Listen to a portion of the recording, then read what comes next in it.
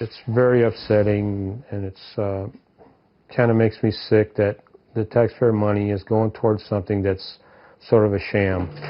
Robert Fullerton should be one of the people helped by the Ability One Source America program. Instead, he's out of a job.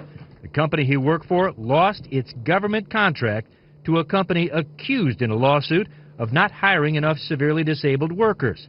Under the law, 75% of the company's work must be performed by severely disabled employees. But our sources say as many as half of all federal contracts handed out under the program are failing to meet that standard and violating the law. The majority of the individuals that were being hired were not severely disabled. This manager, who wants to be protected, worked for years with Ability One contracts and saw how easy it is to evade the law because companies just have to say they are complying. And all they do is fill out paperwork. We guarantee it's 75% severely disabled, and send that off to Washington? Correct. And after that, nobody checks? No. There's no turning over of any type of documents that have been collected to prove that the individual has or does not have a severe disability. How does it happen? Ability One, the presidential-appointed commission in charge of the program, outsources the management of the program to a nonprofit agency called Source America. Source America recommends, and according to our sources, virtually decides who gets the contracts, worth about $2.3 billion a year.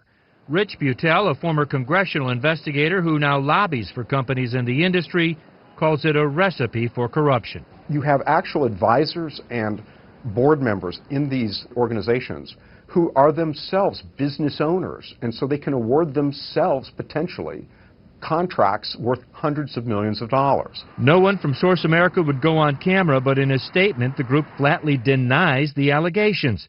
No one involved in making award recommendations, the statement reads, is employed by an organization seeking those contracts, and denies Source America's board members are even involved in the evaluation of contract bids.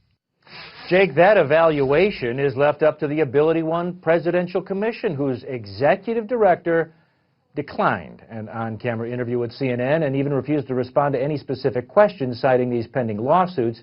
We now know that 4 inspectors general's offices are investigating these 2 agencies along with the Justice Department. Jake?